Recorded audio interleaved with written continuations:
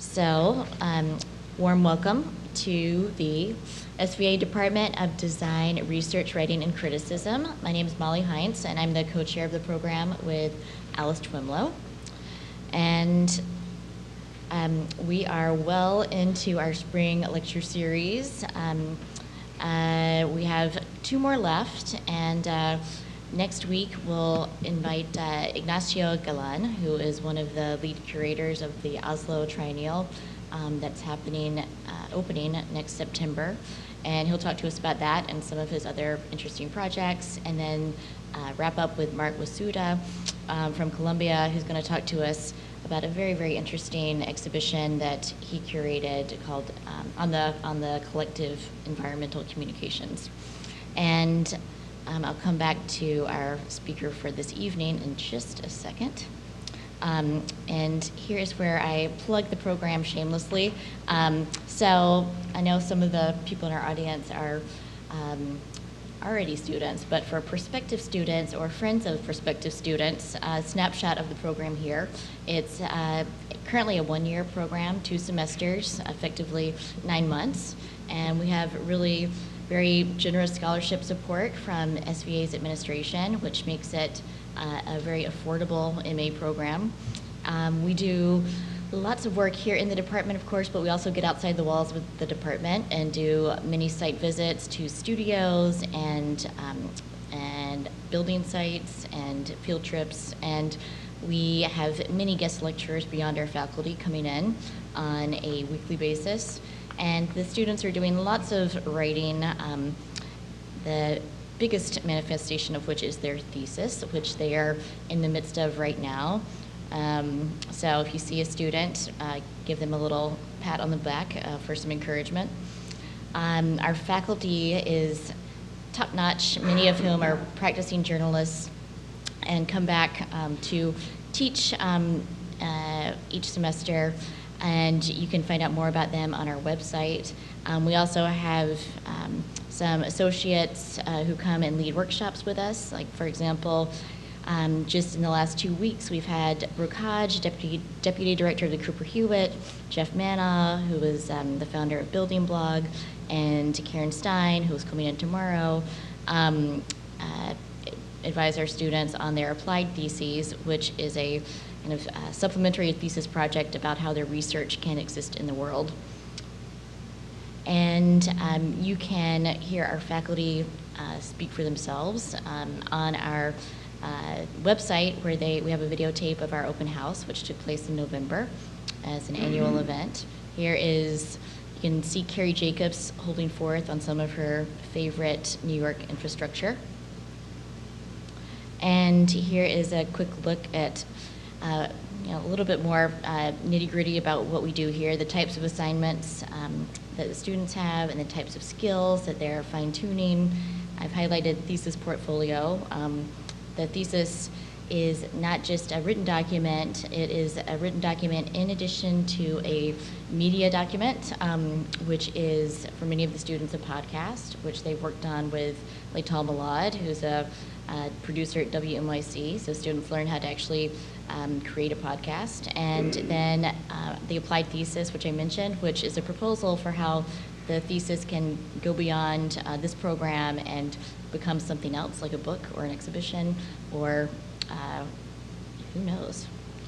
And the application process is really straightforward: transcripts, recommendations, a written statement, writing sample, and a resume.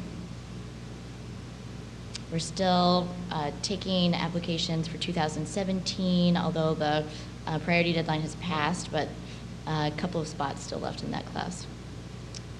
And just so you can give that student a pat on the back, here's our current students. There are 12 of them, and they are all, if they're not in this room, they're probably out working in the studio next door. And if you are interested in sampling the program, a good way to do that is through our summer intensive, which takes place June 6th through June 17th this year, 2 weeks in June. A lot of our regular faculty participate, but then we also have some special faculty coming in from farther flung parts, such as Mimi Zeiger, who's coming in from the West Coast. She's an architecture critic, and Rob Walker, who's a writer many of you may know, coming up from New Orleans. And I would like to invite you over to our studio after the lecture for some drinks and snacks and to continue the conversation that I hope will start here tonight with our speaker, Benjamin Prosky. And Ben is the executive director of the American Institute of Architects, the New York chapter, and the director of the Center for Architecture. He was appointed to that position last fall after several years as assistant dean for communications at Harvard Graduate School of Design. And before heading to Cambridge in 2011, Ben was the director of special events and external affairs at Columbia University's Graduate School of Architecture, Planning, and Preservation. We are glad to have him back here with us in New York. And around the same time this program was launched, which was in 2008, Ben was busy starting up the site AIANY, I believe, which he co-founded and launched in 2009 with architects Mark Kushner and Matthias Holwich, and which is still going strong today. And before this, Ben led public and university programs at the Canadian Centre for Architecture in Montreal, and he was an exhibitions coordinator for the Institut francais d'Architecture in Paris, and graduated from Vassar College with a degree in urban studies and a minor in French language. So for tonight's talk, Ben proposed answering some questions that almost sounded like riddles. How do you exhibit a building? And in the age of digital media, what is the role of publications today? So I cannot imagine anyone in a better position to offer an answer to some of these conundrums than Ben Prosky. So please welcome him tonight. Thank you so much, Molly, and thank you so much for having me. This is really a treat, and the invitation came early on as I came back to New York, and so it was very exciting to be able to collect my thoughts. And I actually I'm asking those questions myself, so I cannot promise that I give you the answers, but I have been, as you heard, in a bunch of organizations that really do their best to address design culture. So what is design culture? For me, design culture is the discourse and reflection that is produced to help us understand and enjoy design. This can be in the form of an event, an exhibition, a publication, a website, a video, a conversation. There's many more.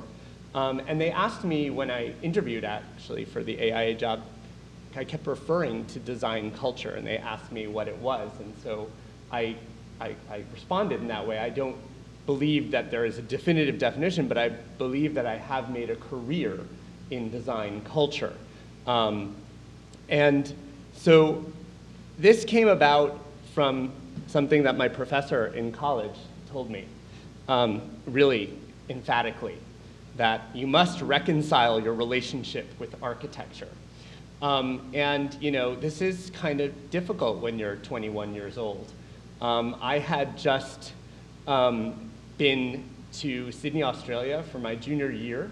I studied in architecture school. I decided that I would try out architecture school my junior year by spending a year in it. I did it in Sydney, Australia. I know, strange place to do it. Even though I was a French minor, I was going to do it in Paris, but the Olympics at that time were going to be in Sydney in the year 2000, just a few years away, and there was sort of reason to go study the Olympic Village and what was going on there, and it was completely different.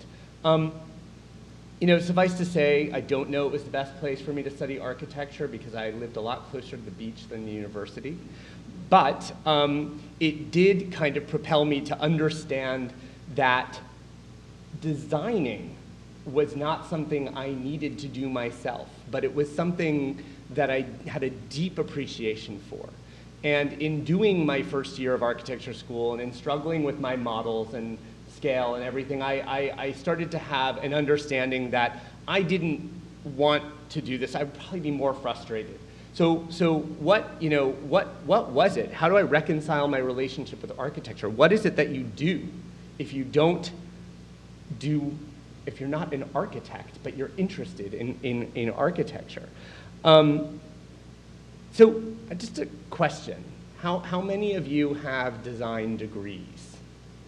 Design graphics. Okay, so a large number of you. All right. So you can be the people in the room who tell me that I do not have a right to talk about architecture if I am not an architect. And this is something that I sort of dealt with in certain places. So I had really fortunate experience to be pushed by Nick Adams, my college advisor, to go work at AIANY magazine. And AIANY is an extraordinary thing. I hope you're studying it in the DCRIT program. It sort of makes my stomach hurt to think about studying it because it wasn't so long ago to me, but it ended at the end of the 90s, so it was a long time ago. And AIANY was my total entrance into the culture of design. It was a magazine that came out, and I think there were about 6 issues a year, and then there was an annual conference, and that conference was a different city around the world, and for the conference they would produce a book. And of course the AIANY project had to end. I mean, having a concept is always great because there were only 11 AIANYs. Anymore, anything, anybody, anywhere, so you get it. And they ended with anything, actually, which was really exciting. I know some of you will recognize that certain graphic design firm 2x4, who were then young and scrappy, were working on AIANY.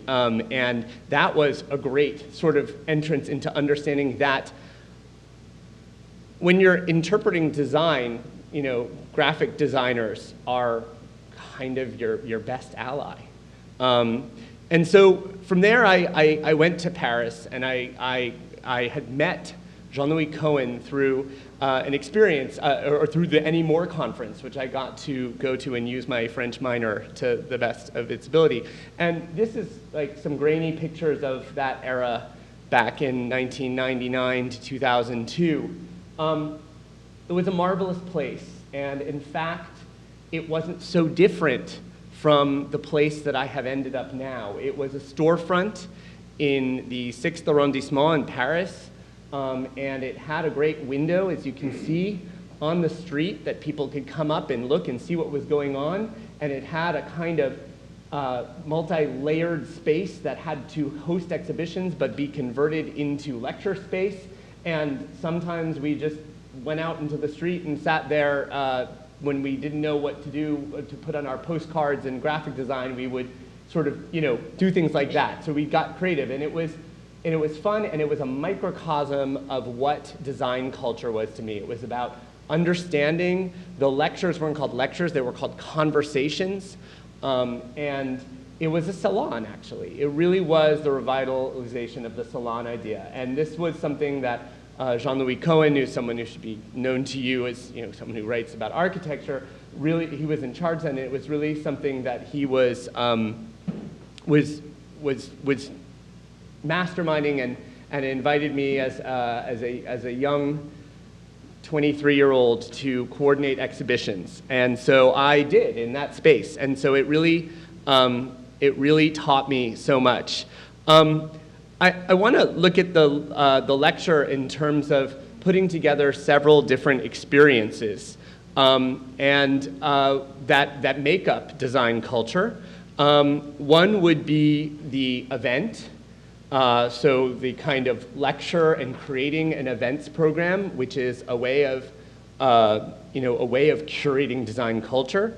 I'll move on to talk about exhibitions in several different places. And then I want to talk a little bit about public or publics and audience, because you kind of have to understand who or whose publics, if you will, you are trying to speak to, and it does change for the time. So to start with the public programs, which is really, I believe, an intensely important part of design culture, design criticism, design exposure. We congregate, we come. I'm very grateful that you all came tonight. I spend most of my weeknights in a room, sometimes smaller, sometimes bigger, listening. And I tried to calculate how many master's degrees it would be, but it's not worth anything, but it's worth my career, I guess. So, but I believe in it strongly. So a man I worked for who baited me with this was Mark Wigley. And Mark Wigley said, after I had been at the Canadian Centre for Architecture, to make a cultural institution out of the school. And that was really exciting because, in essence, schools had the ingredients of a cultural institution. They had, well, they actually had built-in audience, which is really good. Sometimes museums don't. But they had auditorium, they had place for exhibitions, and I won't show any of my colleague Mark Wasuda's exhibitions, not because I didn't love them. I did love them. I didn't work on those, but they were happening at the same time. So when Mark said this to me at this place, it was like, well, then what do I do? What's my purview? And my purview was really, actually, it was supposed to be communications. And the design world uses this word communications in a way that the rest of the world doesn't. And I think that I've had titles often with the word communications in it, and I didn't like it. But I tried to understand that, in the design world, communications meant like, pretty much the design culture. How are you talking about and showing what you do, other than just through your building? So what could I do? What was my purview? Well, it was the event series. And like this place and that place, it had many ideas and many events, but they weren't really curated. They weren't formed. They weren't packaged. It was a school. It was messy. It was lively. It was wonderful. But school realized that, just like museums, you have to kind of curate your culture. And that culture is the way you communicate. You don't communicate as much through brochures, or you don't want to communicate as much through brochures. You want to communicate through the ideas that you believe in. And so you invite people who are provocative, and you show, and you entice people. And so I met some graphic designers then, and I decided that the graphic designers, and Mark Wigley really believed in this, could really help us package what we were doing, right? Because if you're designing a lot of culture, but it doesn't have a shape or a form, and it doesn't have something in your hand, and the hand thing is something I can come back to. I still think it's quite important. It might be diminished now, and I think, of course, the digital is important, but it's still, and so what is the characteristic of the thing that you must have in your hand? For me, at a time when we were toggling between digital and we still are, it must be exquisite. It must be provocative. It must be great. You don't print, you just don't print little bits of things that you don't need to. And so, remember this building, and then, so we got there and we worked with the graphic designer Sagmeister, and this is what they proposed to me for enlivening the school. And I almost died. I really was like, this is not possible. This is what I get. But Sagmeister only does one design. They don't work with you. That Stefan Sagmeister will say, this is what you get to talk to him, and he designs, and this is what he heard. And I guess that's, enlivening the school. And it was the 125th anniversary, and actually it kind of was really great, to tell you the truth. People loved it. Students loved it. And I thought, how are they going to take us seriously? But people adored it, and it was fun, and it was Vegas, and I love that the thing was, you can see spring is dismantled on the floor there, to do the fall cover and the spring cover. And there was always an art side to the poster and a kind of information side to the poster. So you had fall and spring. But he, I had to trust him because he would do things completely. This was like the next year, and it was just completely different. And then, then we had an argument, finally. And I said, and I don't actually have the offending design that led to this one. But he sent me a poster design that was all pencils lined up. And they were like, it was like one of those scholastic, kind of order when you were in elementary school. And there were pencils and the names of the architects were on the pencils who were lecturing. And I said, I can't do this. I can't. We're not in elementary school. Architects don't even use pencils really anymore, sadly. I mean, we can talk about that too, but like, I can't. And he said, but we don't. And I said, I know you don't, but it's now been several years. And so can you, he was like, oh, one more thing. And so he sent me this. And he said, there's your damn poster. And my damn poster was this exquisite thing, folded in the way we fold the poster, photographed and put on a back. This won an AIGA award, actually. So trust your graphic designer, but engage your graphic designer. And I see some graphic designers I've worked with today who are smiling. But yeah, so we came up against something like this, which is hard. But content was the answer too. So, if you're in the communications job that is corporate and classic, you have a template and you just work with it and you place the shield, if it is, or the crown, wherever it should be. But if you're daring and if you're a design school and you believe in design culture, you constantly want to reinvent. You want to redesign the thing that you're trying to do. And so content and the consistency of your content. So what does a lecture program look like? It looks like that when you start. This is where it all started. And so how do you make this content come alive?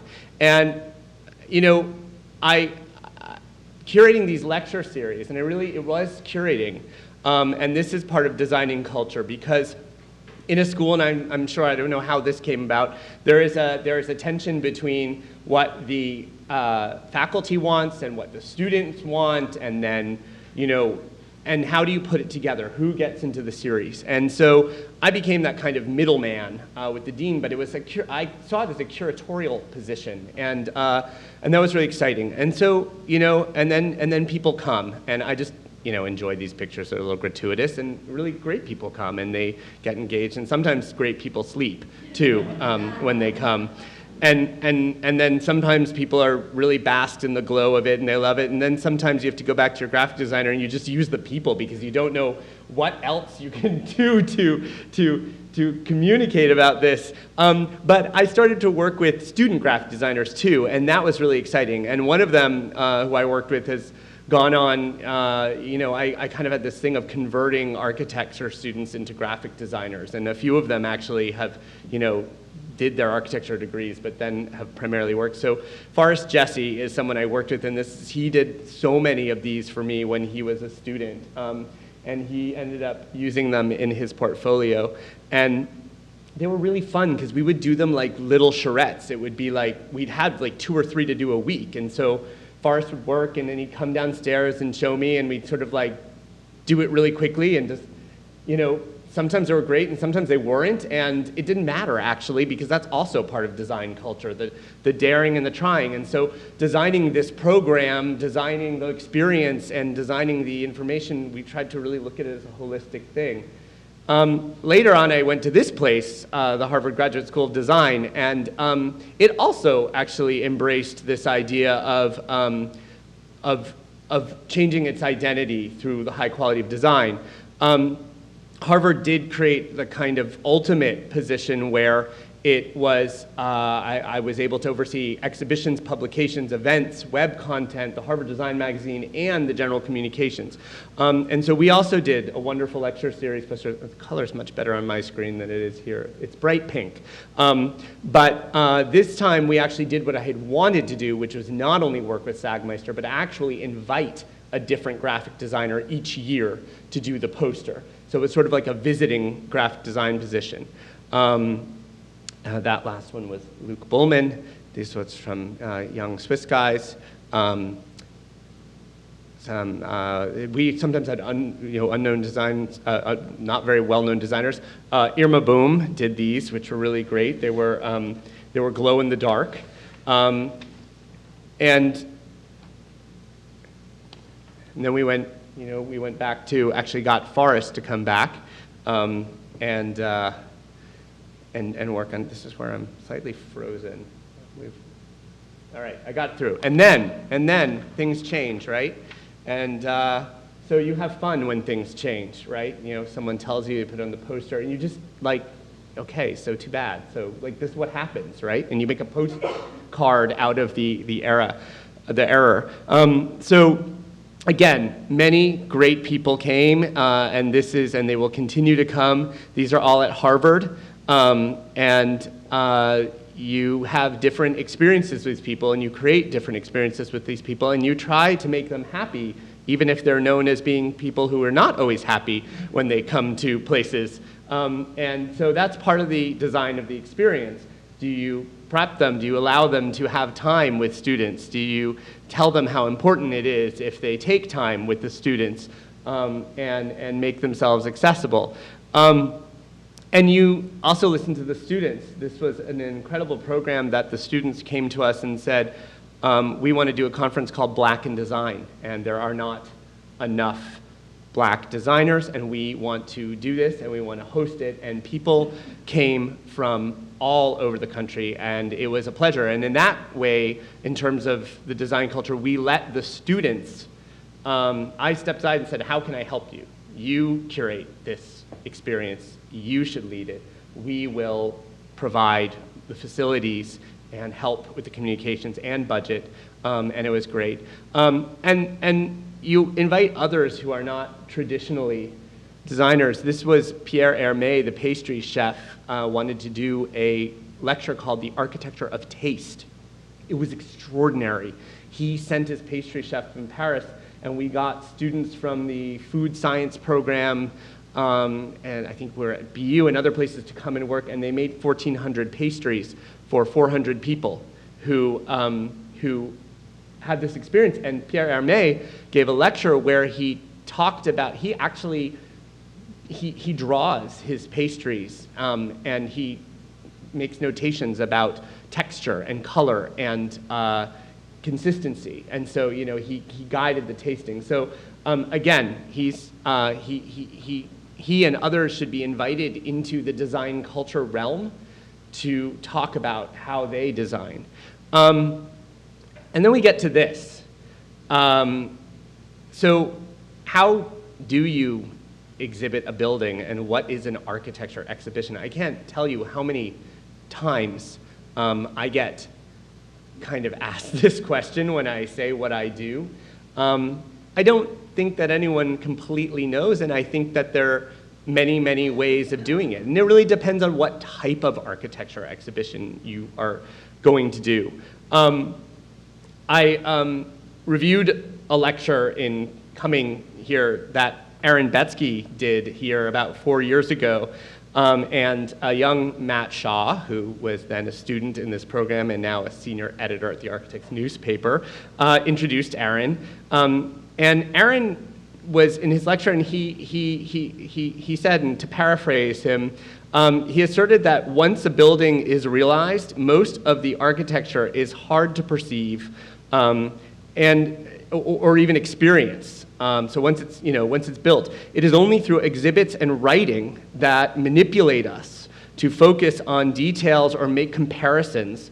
And in this way, we start to understand the architectural approach that is either inherent in the design or intended. And so I thought that was really great. I thought that idea of, when you get told, well, what is an architecture exhibition? Why don't you just experience the building? Sometimes when you experience the building just on your own, you can't see in the same way as you can when you see the curated material, when you're asked and manipulated to focus on the material. And I think that that's why programs like this are very important in being a partner to working and designing architects. So when I went here, I met this woman, Phyllis Lambert, and she if anyone doesn't know, founded the Canadian Centre for Architecture. She is nicknamed the Joan of Architecture, and she is responsible for bringing Mies to do the Seagram building. And it was unbelievable to be able to work with her. And I've gone back in time. This was after I lived in Paris, actually before Columbia. But this was really my serious introduction to exhibitions. And so Phyllis, she's incredibly smart, incredibly complex thinker, but she also had a clarity, and she also has a temper. And Phyllis would sometimes come into an exhibit as it's going up, or the ideas are being put up, and she would say this: KISS, keep it simple, stupid. What does that mean? So Phyllis would say to you, well, everyone's coming in here with all their ideas in their heads, and you want to just bombard them with all kinds of things, and they need an entry point. So there's usually a moment where you get really excited about your curatorial direction and everything you want everyone to know, and you kind of have to scream KISS, keep it simple, stupid. I don't think it always has to be simple and stupid, but there has to be a point where you just accept that there's an entry. And I think that her ability to sort of want you to cleanse the visitor's head when you arrive, just give them a bit of sorbet, an amuse-bouche or something, to sort of say you're about to enter into a complex realm where you're going to focus on ideas and buildings. And this is Phyllis probably criticizing an exhibition, or maybe not quite yet, but we should all be so lucky. And so they're very, I mean, I don't have to tell you there are different types of exhibitions, but I'll kind of outline some of the experiences that I had. The installation. And the installation is a very elemental and important thing. There was a debate amongst the faculty at the GSD about whether installations were actually good for architecture students. They weren't real architecture, but at the same time, they were the first time that many architecture students got to build in a scale. And so, the faculty would often be, on the fence. I actually found it, my first installation was really straightforward. And again, this goes back to communications. They thought, they gave me a vitrine, which was actually not at the Canadian Centre for Architecture. It was in a new part of Montreal, a part of Montreal that had just been redeveloped called the Quartier International. And it was part of this underground city network, which nobody really understands there. It's sort of a construct that people from outside of Montreal understand more. But then they said to me, well, do something with it, draw people to the CCA. And, so I thought, what could we do with it? A website draws, I was younger then and I believed in websites and it was newer to people. And so it's like a website can draw people to CCA, but we have this great vitrine. Why would we just put what we're doing in it? So I worked with my graphic designer, Louis-Charles Lanier, who is a great guy. He's still working there in Montreal. And I said, Louis-Charles, what would you do if we put up a big wall? And he said, I'd invite the people who do postering to come show everything that's going on around the city. And the CCA will be this host for culture around the city. This was exciting, but it was a little subversive, and I got into a little bit of trouble for it because it was not really gearing people to the CCA. Although it was this kind of beautiful thing that these people who do this on the sort of scrappiest parts of the city were invited into this pristine environment. And the doors would get locked and the glass would get cleaned and they would just do their messy postering. And they came along and they had their glue and they'd sort of have to protect the floor and then they just do it the way they do it. There's nothing precious about it.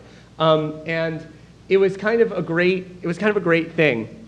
But then I had to do a more serious installation. And so we came up with this idea, and yes, I know these are not flat screen TVs, I'm dating myself, but we actually tackled the idea of the underground city and what it was, and this became a great sort of installation experience. And the guys, it was an art collective, they actually, and you can't see on the screens, I don't have good images, but they went around the city and they filmed themselves actually was very kind of, they filmed themselves in full white suits playing ping pong in different areas, and they kind of did this and it was all about public and private space in the underground city, and they kind of activated it by going through the underground city and seeing how long they could play ping pong or do whatever and roll their table in before they were stopped by security guards. Of course, the whole point was that it's not an underground city. It's a bunch of privately owned networks with private security guards, and it's a myth. They also did a map, which I don't have anymore, but on that little shelf, there was a map of the underground city, and nobody had been able to do a map of the underground city. So this installation, in just looking at the site specificity of it, what do you do in this vitrine in the underground city, was a wonderful way of asking a collective of artists to help us understand where it is, rather than just send people to the Canadian Centre for Architecture. They, the website, and there was information about it there, but they didn't need to just see posters about the CCA, and that was a great thing. We got to then, when I got to the GSD, we often, which you do in the school, come up against, and historic, in other museums, the archival exhibit. And this one's challenging, right? This is not just a fun, big experience. It is taking material that is often, old or not very sexy in and of itself, and trying to attract attention to it. And then the first thing that I had to do was, when I got there, was the 75th anniversary of the school, Harvard's 375th, but the School of Design's 75th anniversary. And it was supposed to be about the 75 years of design. Of course, arriving there in the summer before the exhibition was open in the fall, I didn't really know anything. Oh, I knew about the Bauhaus origins, and I knew about something, but I didn't. So we got a whole team of students, and they went into the archives of the school, and they found things that they really liked, and we decided to make these things come alive. And we worked with down here you can see, we worked with a Meta Lab, which is a group at Harvard of a bunch of students and faculty who actually animate material. And so we created this archive of our collection of 75 years, not the total one, but our curated collection, which was projected on the table, and you could actually access them and open them up on the table. Interestingly enough, in our still evolving digital world, that was very difficult to actually put that on a website. It was done in that form, and it was amazing, and you could tap it and open it up on a table, but you couldn't really just dump it onto a website. It was a different process. So it didn't live in that form. But the students discovered that the person who invented this fist, or they claim, that Harvard claims, that was a GSD student in the 1968 University Uprising, and they silk screened it onto T-shirts in the basement of the GSD, and they could identify this sketch and this drawing and how it spread. And so, enlivening these things, Ann Ting, who worked really closely with Lou Kahn, had done her thesis there, and we got someone she did these incredible graphs, and we got someone to actually draw this out onto the wall, the thesis. And so these ideas of, you can see below there are the archival documents. But in a hallway, in a school, which is not the Canadian Centre for Architecture or MoMA or any other places, when you have to kind of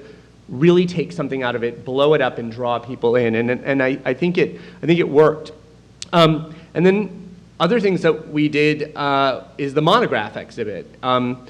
Luckily, I've now moved to an institution where we refuse to do monograph exhibits because there's too much favoritism in it.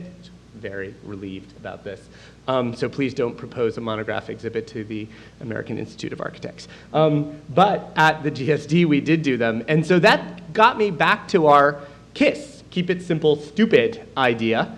Scott Cohen, the man here, had just designed a museum in Tel Aviv, and he was very, very excited about it. And he was excited about many things, about the museum, and then he was also excited about other things. And well, so how do you focus it? And so, we said, Scott, what is the one thing that really excites you? This is the KISS, keep it simple, stupid moment. And he said, light fall, which is this light well in the center of his museum. And he had this great, well, he actually had a model that wasn't so great when it was viewed in space, but he said this model is all about the light fall. And so we created this moment, which was the entry point, about having to focus on what the shape of this light fall was. And we inserted it in the wall, and this is what it was. And so when you looked through that little spot, you saw inside, and you were experiencing his light fall. And this went on, we could then explain that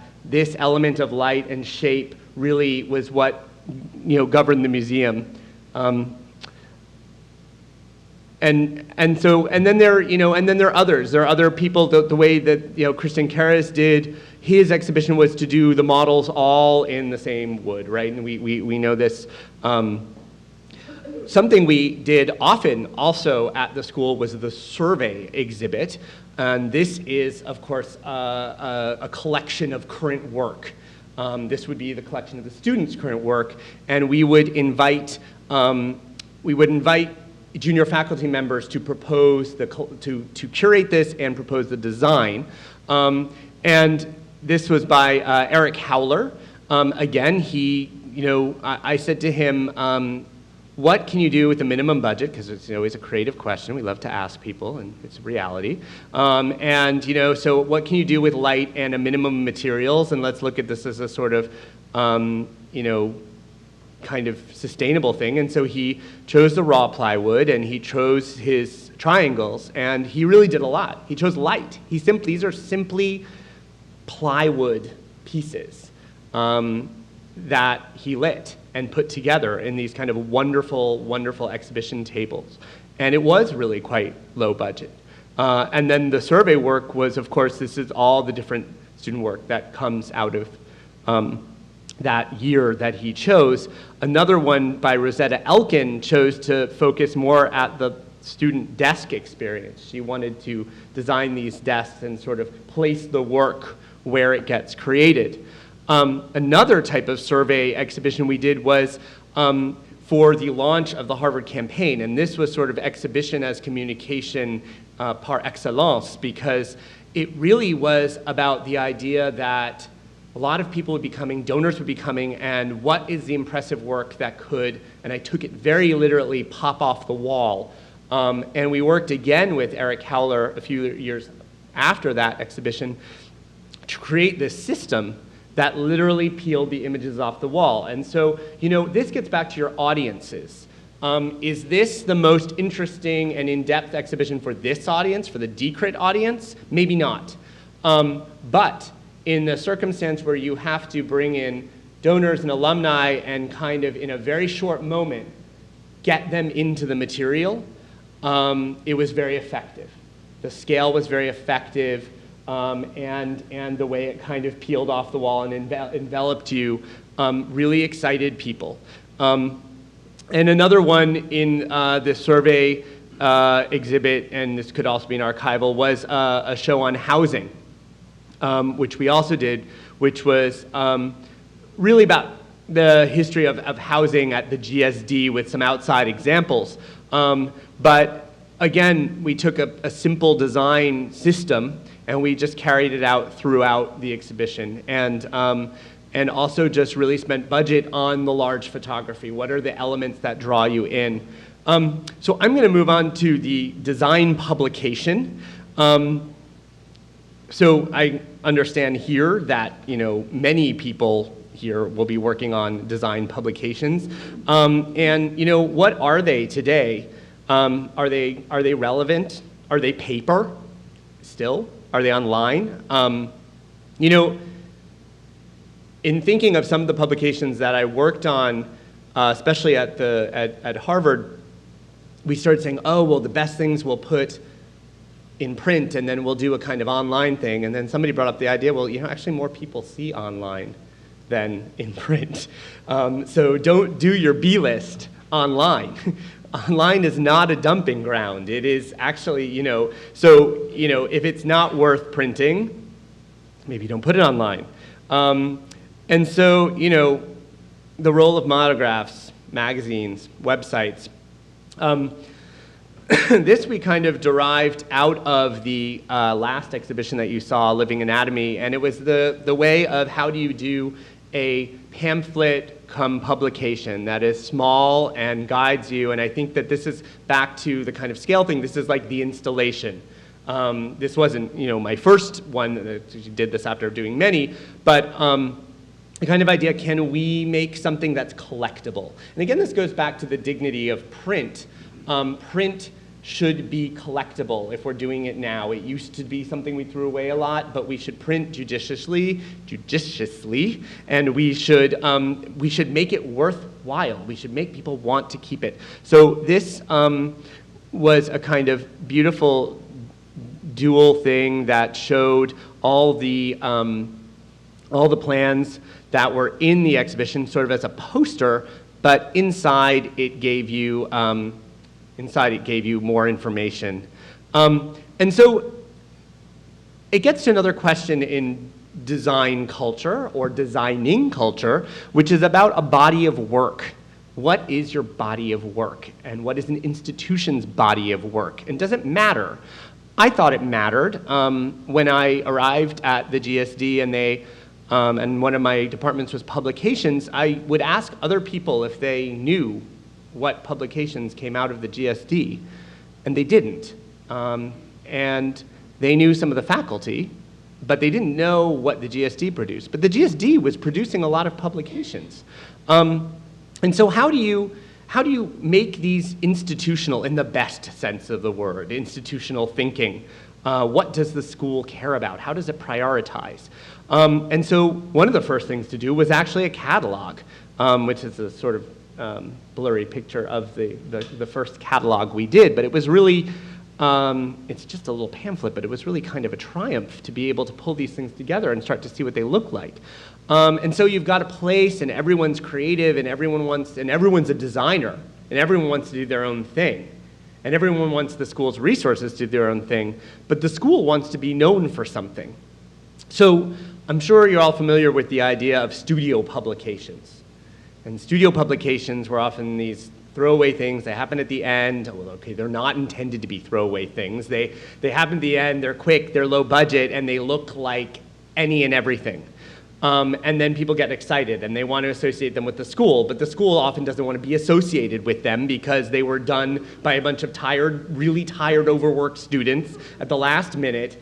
And so we developed a system for studio publications, and I'm sorry, it's so kind of overwashed here, but it was an idea that, what is the kind of freedom that you could have with it, and you could have freedom in the image, but the idea that maybe the title stays in the same place and maybe you just don't forget to put the logo of the school on it because it's just there at that spot and it's non-negotiable, and then you can be as creative so inside it can be creative, and we had some templates and guidelines, but it was the idea that this starts for me to develop a body of work.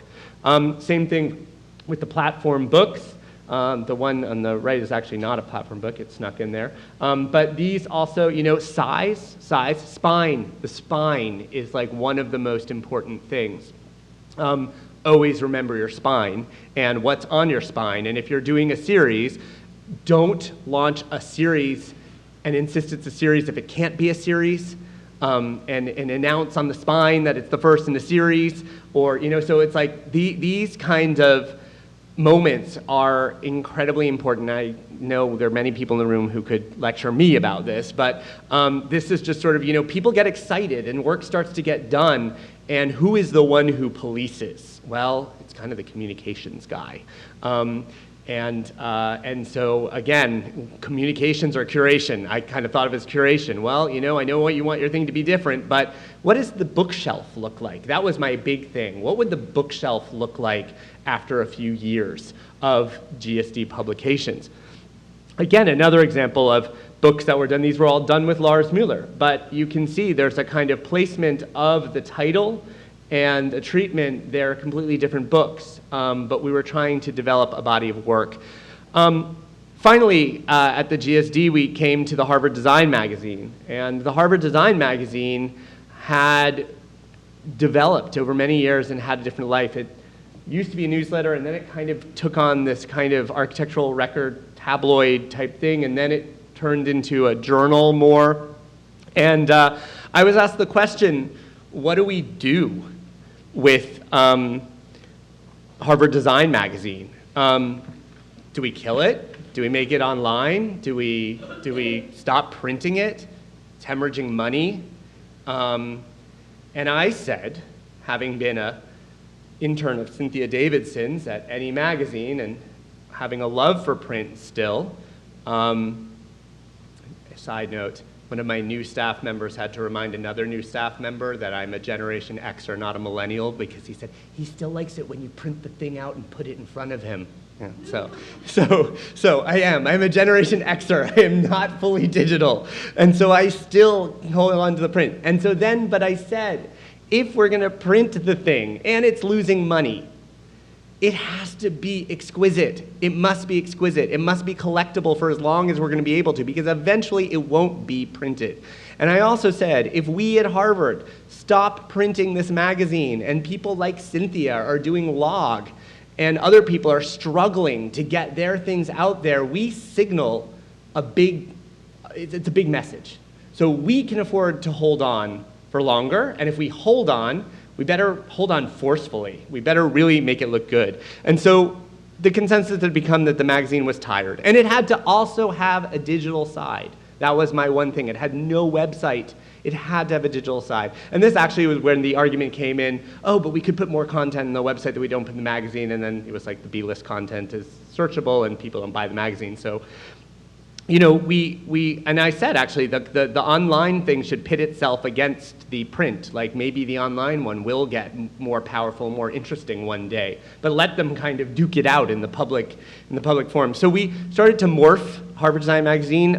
We again turned to a graphic designer friend, Irma Bohm, and we said, Irma, we don't know what we're going to do with Harvard Design Magazine, but we want it to change. But we're going to do 3 thematic issues on the core of the disciplines that we cover at the GSD. You can see that last N-ism is urbanism, because it's not really a discipline, but we kind of had a debate, of course, about that at the GSD. But that's fine. We still sort of said it has to be the core, the urbanism core. And we said, Irma, do a transitional thing, sort of keep the same Harvard Design Magazine while we figure it out and kind of make this a one-off kind of collectible piece. And then we had the revolution, and we talked about what we wanted Harvard Design Magazine to be. And it wasn't about the alumni, it was about ideas we cared about. And that was another luxury at Harvard. And people work in really amazing places that struggle, and they struggle to print and they struggle to afford to do it. Harvard is hard. It had the luxury of struggling with its content and being able to cover the printing, which is why I took it as a very big responsibility in terms of, then what we put out. And so there was all these arguments about what to call it, and could it be slug, or could it be light socket, or it has to be one word, or could it be like, paperclip or whatever. And I just said, like, I think that era is past, and I actually think the most brilliant thing could be if it was called Harvard Design Magazine, but it was unexpected. So we kept it, and we redid it, and we worked with Jiminy Ha, who is a wonderful designer. And it just became, now this is like fluorescent, actually, in real life. And it just became a different thing. And we hired Jennifer Sigler, who had made her mark by doing SMLXL with Rem Koolhaas all those years back. And she came and she agreed to reimagine these publications with me. Something I need to say, actually. None of this work I did on my own.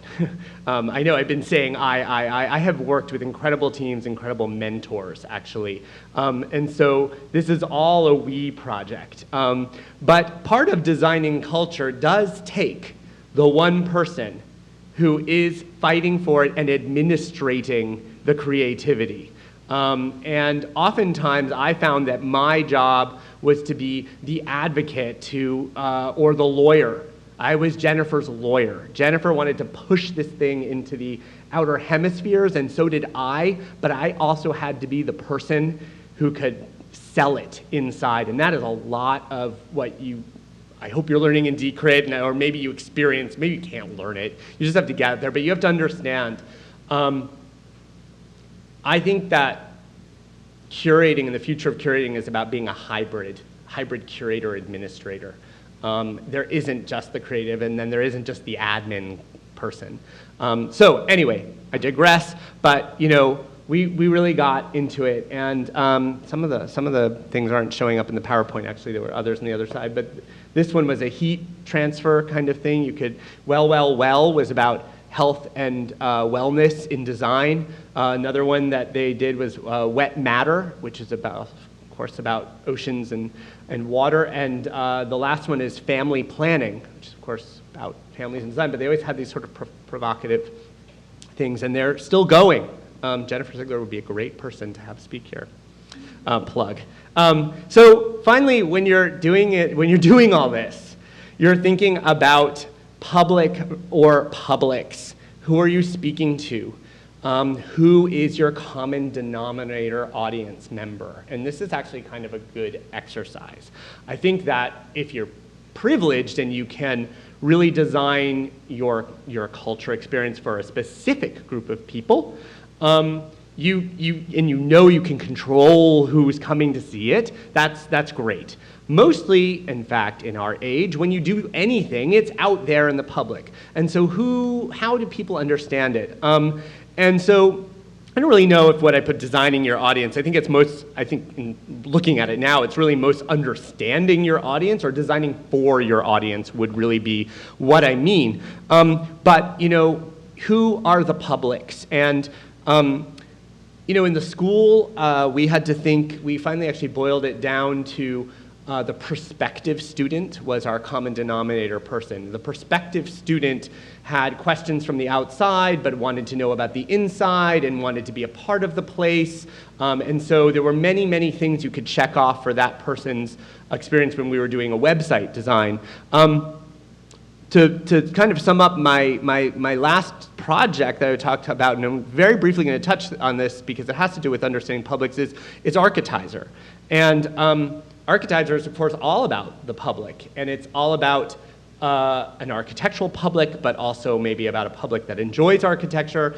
And it was about how architects want their work to be seen.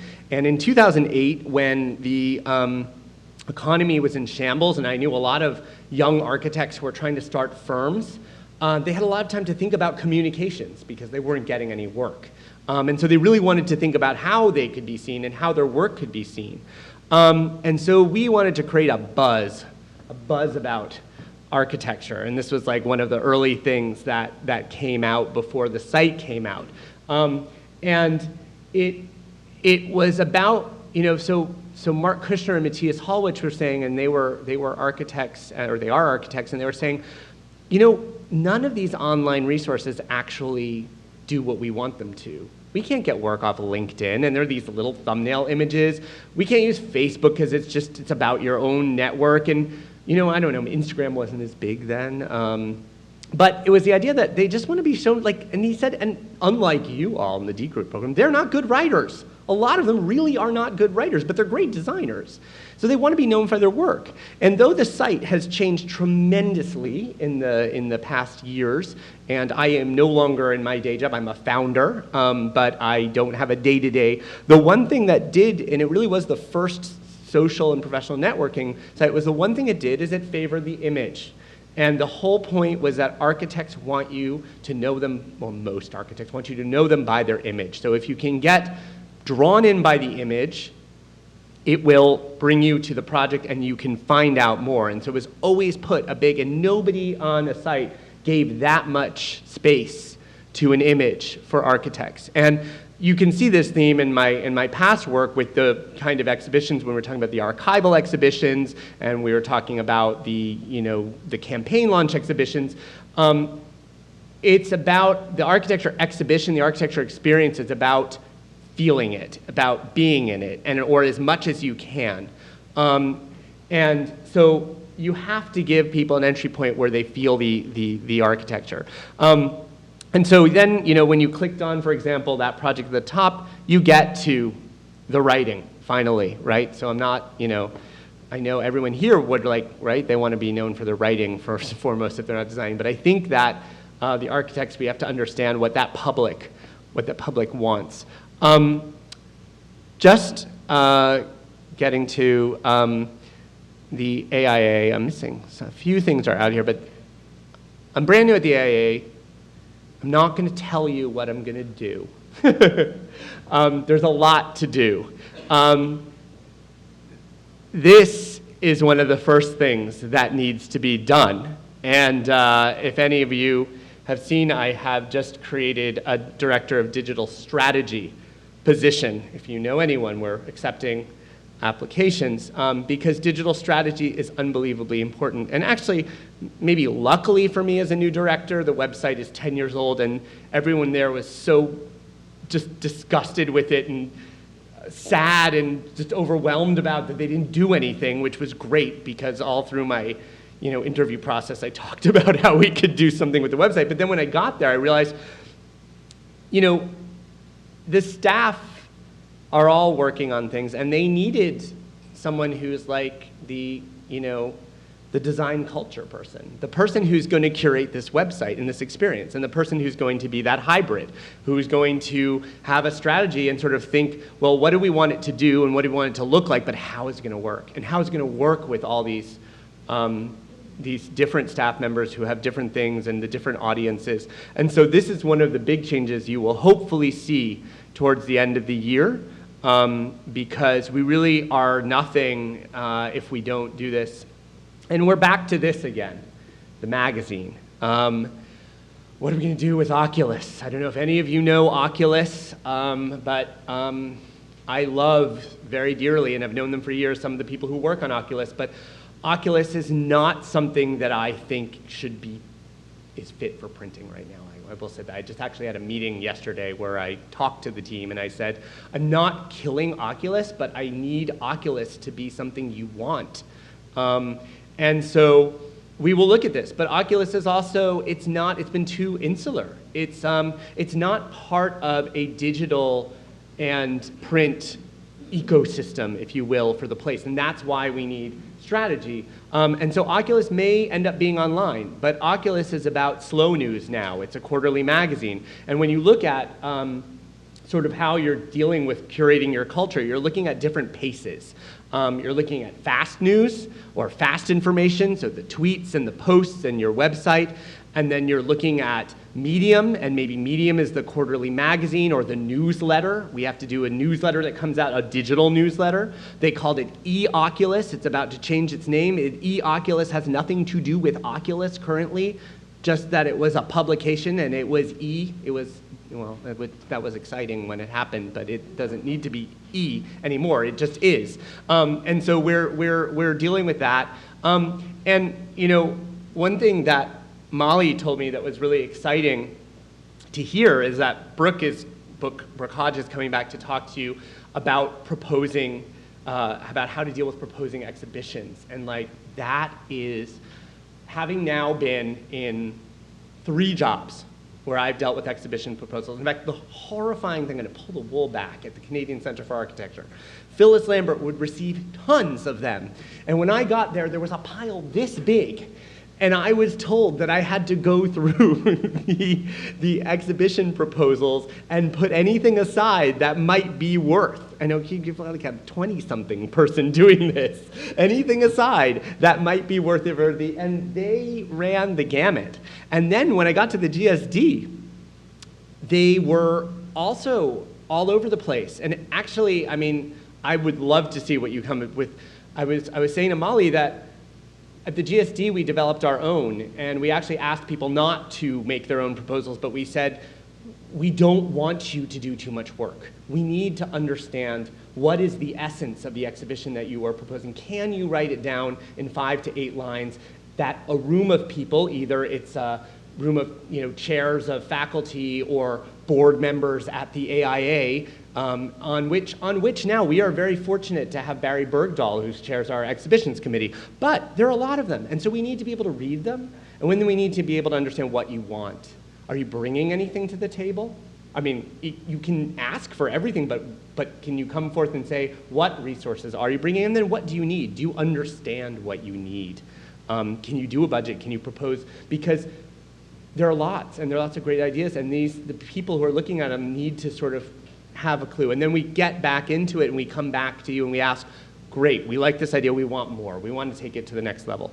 Anyway, in that, to wrap up, when I was working for the GSD, we went to the Venice Architecture Biennial, and we had been working with REM and the students who did a large installation, and it was hard, it was frustrating, and it was magnificent at the end.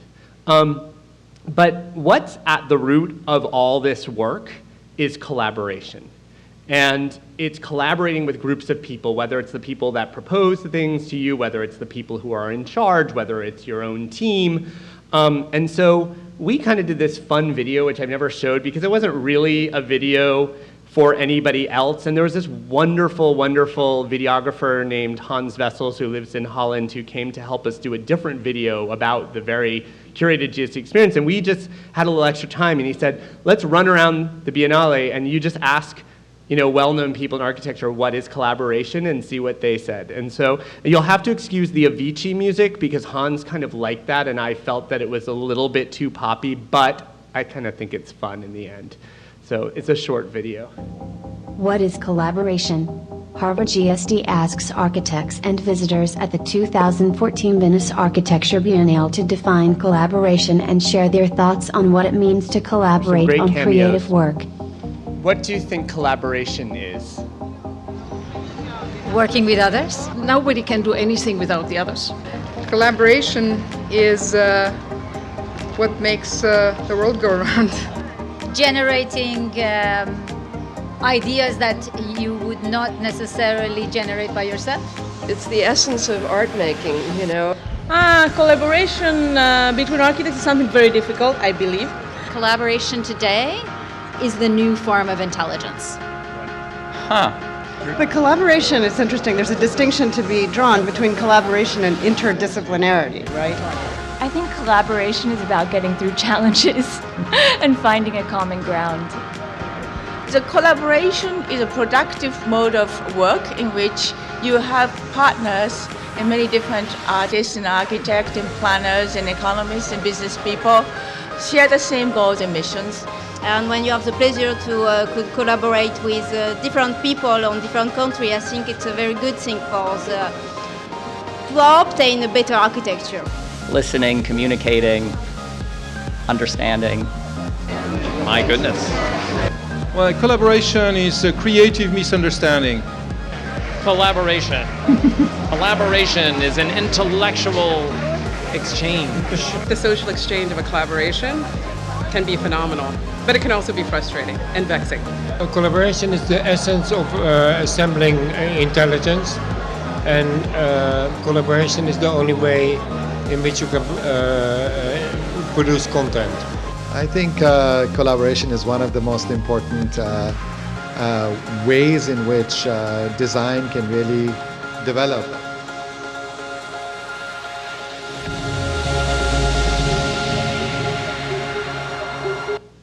Thank you. At the beginning, you said you didn't like having the word communications in your title, and I was wondering if you could just elaborate on that. I have my assumptions of why, but yeah. Can you talk about that a little more? So even though communications is a kind of active word, I think of it as a kind of passive state. A lot of the work, obviously, I mean, maybe, I think it is, was curating and assembling and creating. And when you talk to people and they say communication, so what would happen is I had this ridiculous title at Harvard, the Assistant Dean for Communications. But it was the most amazing position because I oversaw the departments of exhibitions, publications, events, web content, the magazine. That would be a chief curator in some other, in a museum or cultural institution. And so when I've been working on all that stuff and someone would find out from outside that I was the communications person, they would say, oh, so you're the communications guy. Oh, so like so those great exhibitions that Dan does, so you like tweet about them, right? Damn it. Like, really? Like, yes, actually I do tweet about them, but also I was involved in it. And why? And I said to them at the GSD, I actually, in my interview process, argued that what they think communications is probably the most elegant redefinition of communications, if all that is what it is. But the world doesn't understand it that way. And they did it deliberately because the university lines up with that. Other schools have communications people, but none of my colleagues in the rest of the schools did anything like I did. And I guess my parting gift was, we left as dear friends. I mean, it makes me sad just a few months later to look at my crazy Scott Cohens and Mosa Mostafavis and anyway, but they're dear friends, and we left on good terms. And they said, "What would you recommend for the position?" And I said, "Change the title." So right now they're interviewing for a director of curatorial affairs, and that was what I asked for my successor to be able to have. And I think that person will probably do the same work, but might be perceived differently. There were a few instances where, I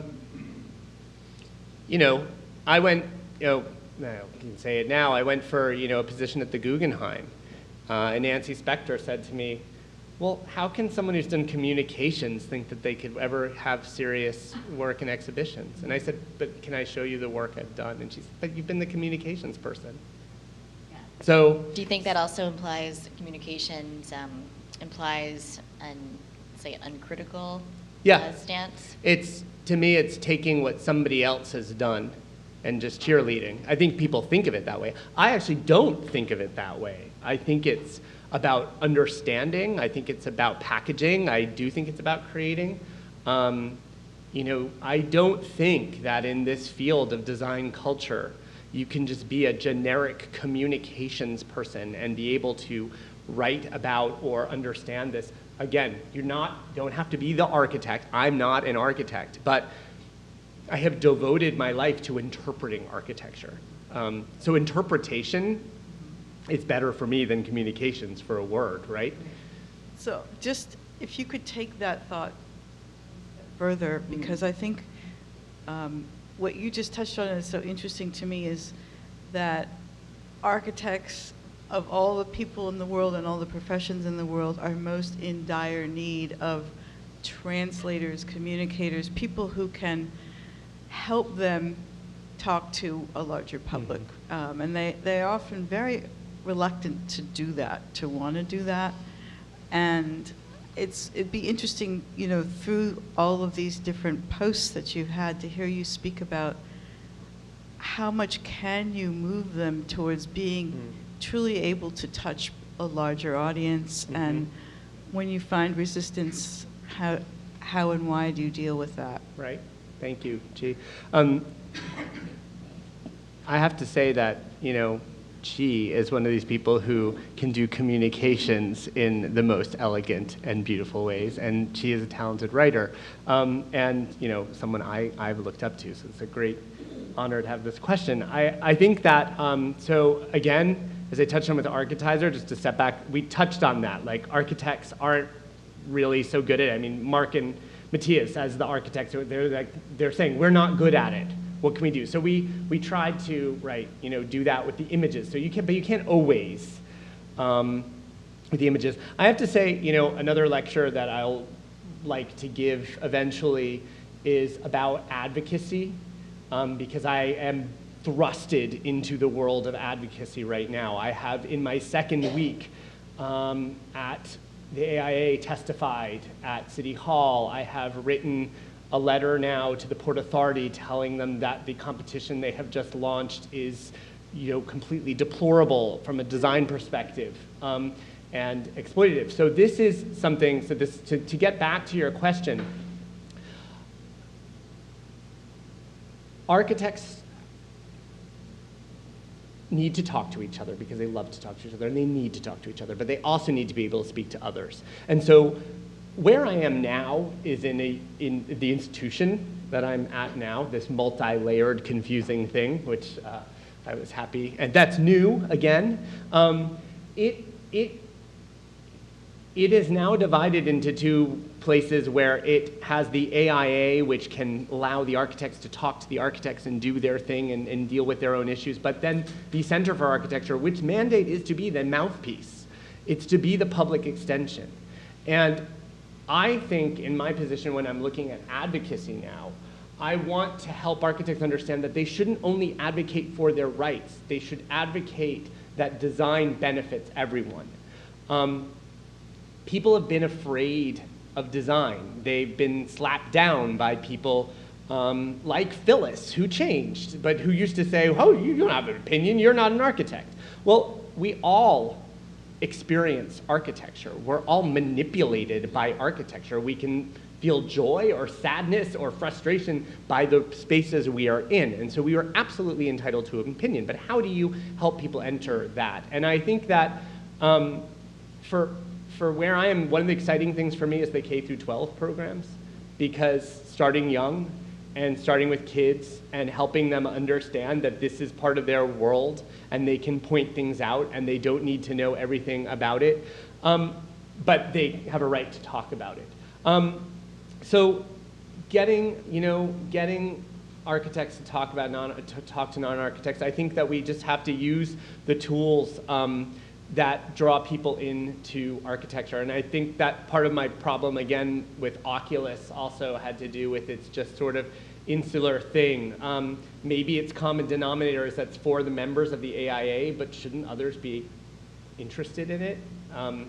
And so how do we, there's the public and public thing, how do we have the space where we, and I'm saying we as if the architects, can talk to each other, and how do we create these moments very consciously that others can interact with us? And I hope there'll be more of that. In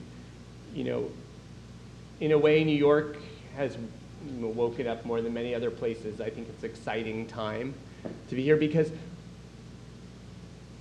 one of the things with this place, if you look at the stats, and this is actually saying that it's doing something good, if you look at the stats of who comes to these lectures, 50% of the people are not members of the AIA. They are in other professions. They might be in allied design professions, but they're not architects registered at the AIA. That's huge. When we have events that in general are several events a week that have over 100 people at them, and 50% of those people are not architects, what are those people thinking? Why are they coming?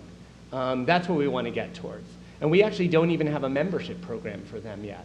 They're coming, but we haven't brought them in. So that's going to be one of the things that we try and think about. What's the value of joining? So I didn't give you a clear answer, but I gave you examples of where I think entry points can be. I'd like to ask you a question about design books, because when you design a book today, you risk printing the internet, because the internet is so fast that by the time you get to print, everything is already out there.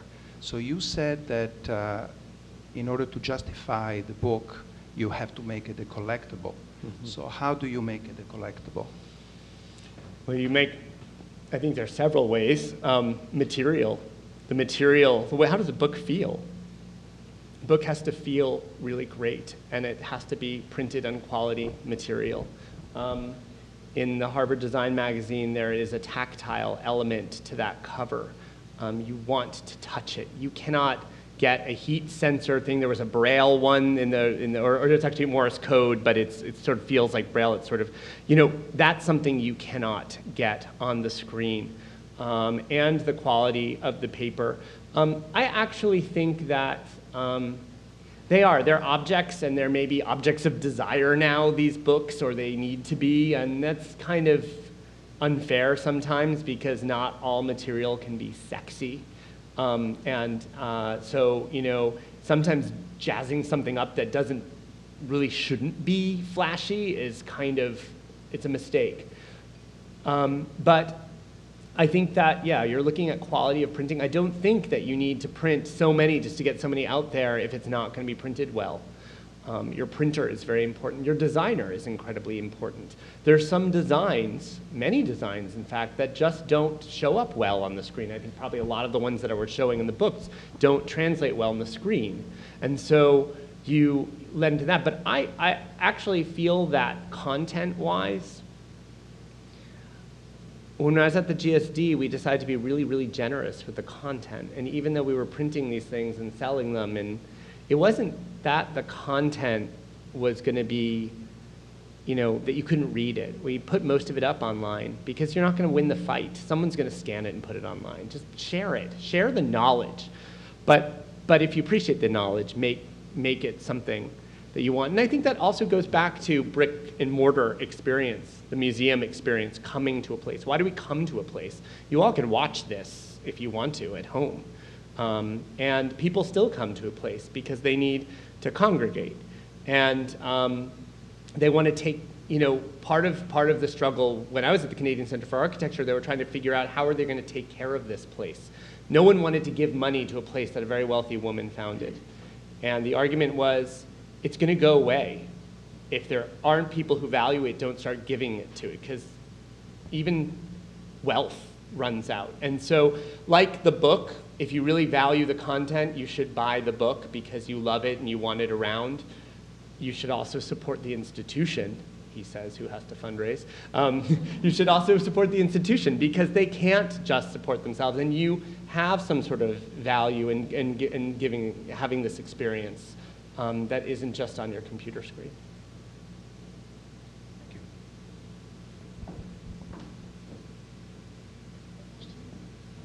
So you mentioned the word ecosystem, yes, and you were talking about also in terms of like frequencies of publications, yes. And so even though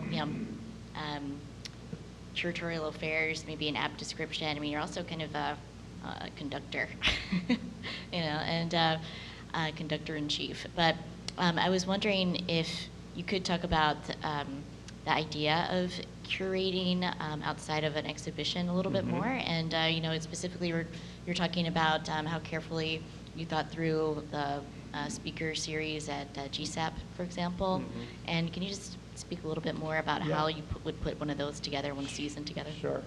So, curating is about a collection of ideas, and for example, the lecture series, I mean, I spent so many of my years living semester to semester putting these lecture series together. So you collect a bunch of ideas that you like, and you collect the names of the people who are working on these ideas that you like. And you almost should do it in the abstract sense in the beginning without your semester idea. Just who's doing interesting work and where are they? And you put that on, you keep that running list. And sometimes the people in that list move up to the top because they've done something recently that makes them very relevant. But you also need to think about what you want, the message you want to look at or focus on that year. Maybe the school, has an interest in online publications this year. Maybe the school has an interest in archival publications this year. So try and find the people that do that work and create a critical mass. And it doesn't mean they can't come back in different circumstances, but in a way, you're deciding that there is a timeliness. There's a moment, and you're going to have a moment about this issue. So you collect that, and you kind of make some themes, and you make some synergies. And you also have to be able to tell people who make suggestions to you that this isn't maybe the right time for what they want to do, that there probably will be a good time, but we're doing this semester. And you also need to be able to tell people who gave you ideas, you have this idea and it's great, and this other person in the other room down the hall has this idea that's kind of very similar. and you've both proposed it, and we think it's interesting, but can you work together on it? Because when you just schedule a series rather than curate the series, and when I got to Harvard, that had been happening. There was someone who didn't have experience or interest in design, but she scheduled really well.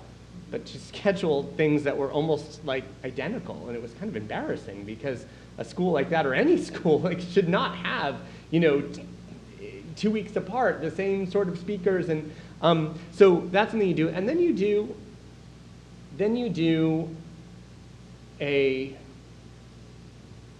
kind of very important checks and balances before it's all done. Do you have enough women? Do you have enough people of color? Do you have diverse geographic regions? Are people all from the same academy? You need to look at this consciously.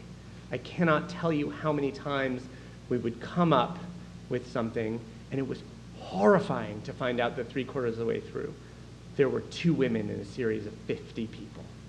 It's just not right. And this is not because the people working on this are not conscious. It is a conscious thing that you have to do this.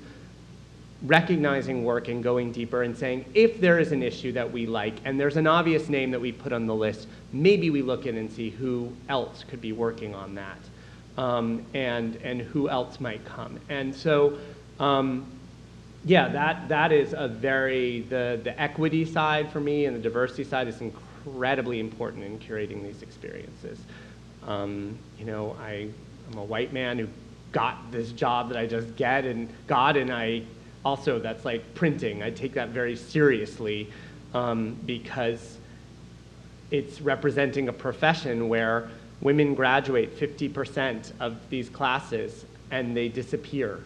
And so what does the AIA do to recognize that? So that is also part of the curating. You have responsibility. You're sending a message. One of the most exciting things about these things, and the graphic designer, of course, is your friend. I look at my friend Glenn. Your friend, and if you can afford it, or if you work with a student, how do you bundle it? How do you create something? I was so excited when I was at Columbia. I got contacted by a PhD student who was, I can't even remember, in California, who was doing a PhD on the evolution of architectural discourse through the lecture series posters that had been printed from schools throughout the decades. It is an archival document that shows where you are and what you're thinking. AIA doesn't actually produce one now because there are too many things organized at the last minute, and it's actually very frustrating to me because I don't think you can ever see that body of work or body of thought. So then you think about how it's going to be viewed in the long run. Did you create a balanced thing? Did you create a thing that's timely? And what would that PhD student say about the series? And I think it's really interesting. Yeah. Any more questions from the audience? Okay, so I'm going to suggest we proceed into the studio for some drinks and more conversation with Ben, but please join me in thanking him one more time for a really fantastic lecture. Thank you so much.